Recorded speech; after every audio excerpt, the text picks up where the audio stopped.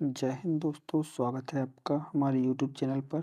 और subject verb agreement के हम जो क्लास थी वो कंप्लीट कर चुके हैं। इसके बाद हम इसके कुछ प्रैक्टिस क्वेश्चन हैं जिनको आगे क्लास में पढ़ते हैं।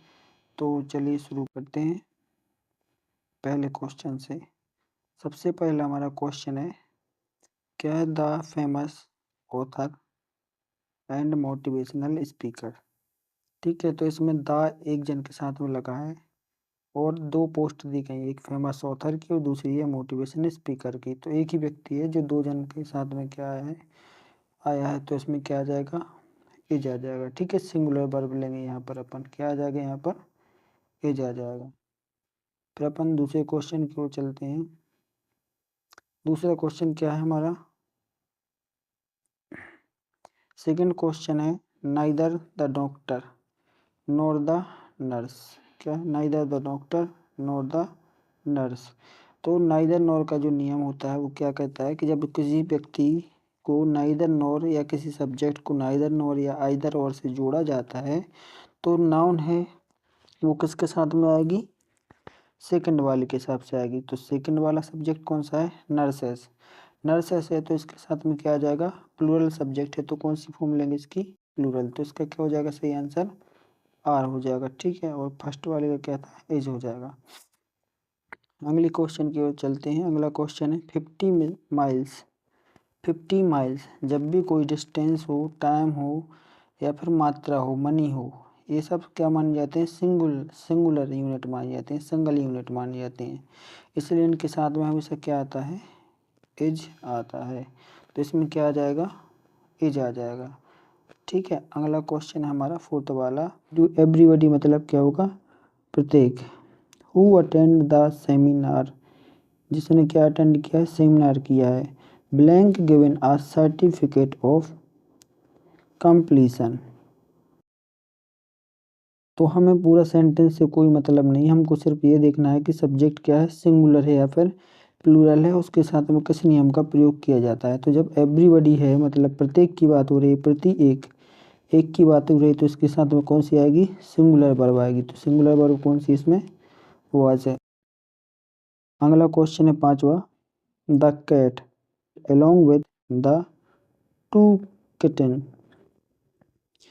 एक बिल्ली है, किसके साथ में, उसके दो बच्चे हैं, उनके साथ में क्या कर रही है, blank sleeping soundly in the basket. Basket में क्या कर रही है, सो रही है।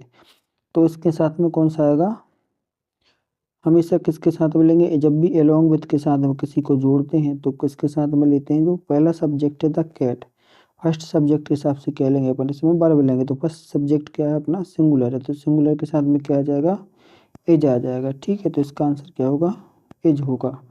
अगले क्वेश्चन की ओर चलते हैं। अगला क्वेश्चन सिक्स्थ क्या है हमारा, सिक्स्थ क्वेश्चन है, द न्यू स्टूडेंट्स, क्या लगा इसमें, एस लगा है, in the classroom blank eager to start learning. तो हमें सेंटेंस से कोई ज़्यादा मतलब नहीं है। सबसे पहले हम क्या देखते हैं, सब्जेक्ट क्या है और उसके साथ में जो वर्ड यूज़ किए जा रहे हैं वे कौन से हैं। तो द न्यू स्टूडेंट है तो कितने हैं, बहुत सारे हैं, ऐसे लगा है ना इसमें, तो बहुत सारे स्टूडेंट की बात चल रही है। तो क्या आ जाएगा, इसमें कौन सी वर्ब आ जाएगी, सिंगुलर आ जाएगी। ठीक है, वाज आ जाए, बर आ जाए, एज आ जाएगा। इसमें क्या आ जाएगा, एज आ जाएगा, वाज नहीं आएगा।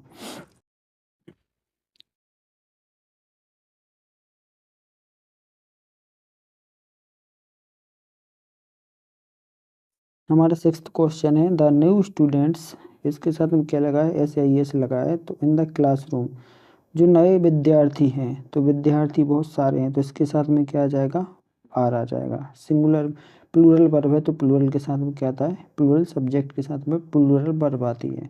सातवां क्वेश्चन है, a pencil and an eraser. दो के साथ में दो सब्जेक्ट दिए गए हैं और दोनों के साथ में क्या लगा है, आर्टिकल लगा है। इसके साथ में भी एन लगा है और इसके साथ में भी एन लगा है। तो दो अलग अलग सब्जेक्ट हो जाएंगे। तो जब एंड से दो सब्जेक्ट जुड़ते हैं तो हमने बताया था क्या आता है, उसके साथ में प्लूरल वर्ब आती है। तो उसके साथ में क्या जाएगा, आर आ जाएगा। आठवां क्वेश्चन है हमारा, each of books on the self. Each मतलब प्रति एक की बात कर रहे हैं। ठीक है, अभी बताया था जब भी ईच, आइदर और नाइदर नॉर के साथ में किसी एवरीबॉडी के साथ में किसी को जोड़ा जाता है तो क्या आता है, सिंगुलर वर्ब आती है। तो सिंगुलर वर्ब कौन सी हमारी, इज है। तो इसमें क्या आ जाएगा, इज आ जाएगा। 9th क्वेश्चन है हमारा, across the finish line.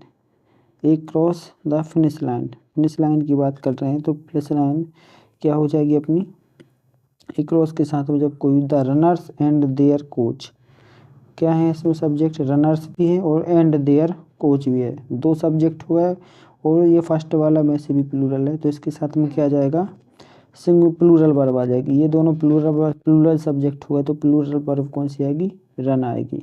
Plural subject और के साथ में जो प्लूरल वर्ब होती है उसमें क्या होता है, एस आई एस का यूज नहीं किया जाता तो इसमें क्या आ जाएगा, सिर्फ रन आ जाएगा। 10वां क्वेश्चन है हमारा, the main reason of the main reason for all these problems लिखा है। तो सारी प्रॉब्लम का जो मेन रीजन है, मेन रीजन की बात हो रही है, ठीक है, प्रॉब्लम की बात नहीं हो रही, क्या हो रही है, मेन रीजन। तो मेन रीजन जो होता है वो अनकाउंटेबल है और अनकाउंटेबल नंबर के साथ हमेशा किसका, सिंगुलर वर्ब का यूज किया जाता है तो इसमें क्या आ जाएगा, एज आ जाएगा।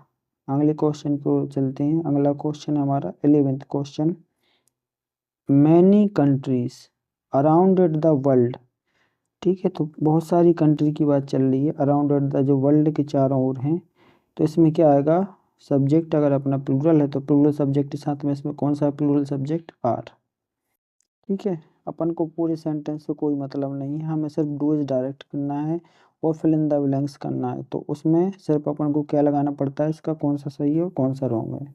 सही वाला अपन को इसमें ब्लैंक में भरना होता है। अपन को इससे कोई मतलब नहीं है कि सेंटेंस में क्या लिखा है, अपन से पढ़ते बन रहा है या फिर नहीं बन रहा है। 12वां क्वेश्चन है हमारा, the news about the annual sports event, ठीक है, जो न्यूज़ है किसके बारे में है, एनुअल स्पोर्ट के बारे में है। एनुअल स्पोर्ट के बारे में है तो किसके बारे में, एक चीज़ के बारे में, वो जो न्यूज़ है उसमें ऐसे लगा रहता है लेकिन वो प्लूरल नहीं माना जाता तो न्यूज़ के साथ में क्या आ जाएगा, इसमें वाज आ जाएगा। स्पोर्ट इवेंट ब्रॉडकास्टेड, ब्रॉडकास्टेड इसमें ईडी लगा है तो सिंगुलर कौन कौन सी हो गई, इज हो गई और इसमें ऑब्जेक्ट हैं जो इसके गलत दिए हुए हैं तो इसमें क्या आ जाएगा, वाज आ जाएगा, ठीक है।